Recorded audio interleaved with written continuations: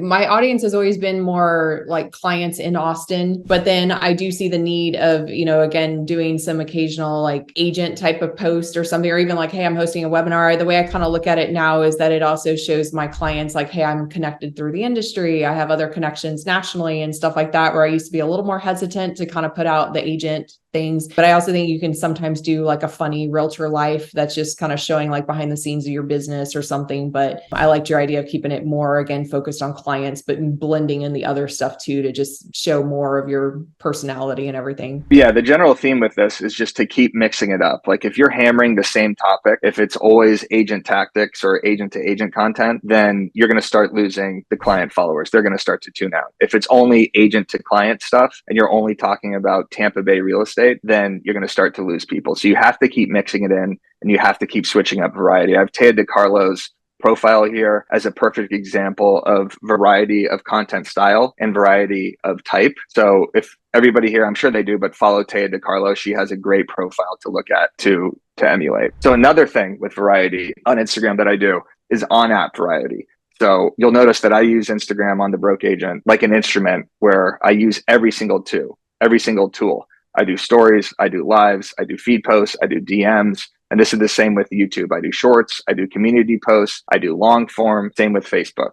I'm doing the reels, I'm doing the feed posts, I'm messaging, I'm doing mini chats. So use variety in the actual apps itself to get the most out of these and to get the most engagement and to get the most following. The more you're in DMs, the more you're interacting in stories, the more engagement you're going to get throughout your entire post, because Instagram views DM communication and sending messages as the most powerful form of communication. Every day you should be DMing as many people as possible and responding to DMs, because that's just going to light up your account. So make sure you're doing stories. Doing lives has been huge for us, like especially during this lawsuit content, doing lives on YouTube and doing live webinars and doing lives on Instagram and naming that live something very specific. Instead of just saying Shannon is live, you want to say, you want to title it something like the kitchen at this house is the craziest thing I've ever seen in my life. That's going to get people to actually tune into that live. And you're probably going to get 3 or 4x what you normally would get. So I used to just go live on Instagram and just kind of like promote something like a YouTube link or a webinar. But once I started changing the titles, I started getting so many more people in those lives. So that's really effective. Enough lives because I didn't even know I could add titles like that. So yeah, like, you could go back in there. I'm not the best at lives. You could add titles and you could also pin comments, and you could use ManyChat, which I'll talk about, which is a DM chat bot, which I think you use to get people into this webinar. So you could use that on your lives. So Grant Cardone just did this yesterday. He went live and he pinned his own comment saying like, comment the word Grant and I'll send you a link to whatever YouTube live he was doing today. Doing lives is such a good way to get more interest to your open house or to your email list. And also it juices your entire algorithm, because the second you see someone go live, you're more likely to click on their content. And once they've interacted with your live, they're going to interact with everything else. Adapt or die.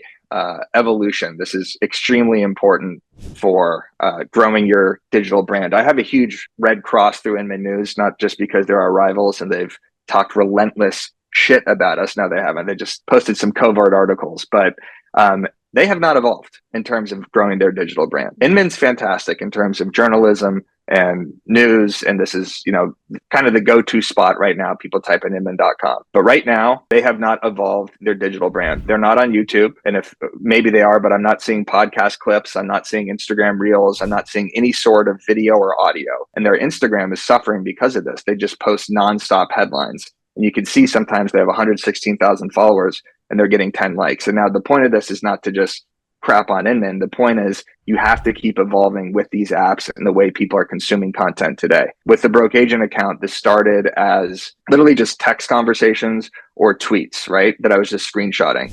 Then Reels came out. Then Instagram Stories came out, or Instagram Stories came out. Then Reels came out. Then broadcast channels came out.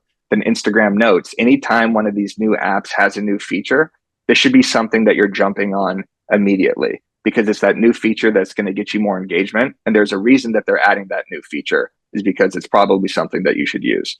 So always be thinking about, how can I evolve my content? How can I position my content to the way people are consuming content today? If it's short form, it's the quick hitting clip, it's keeping that retention, and then it's the call to action. But if you're still just posting consistently, back to the first pillar, but you're just throwing up feed posts with titles like this every single day, it's not going to work.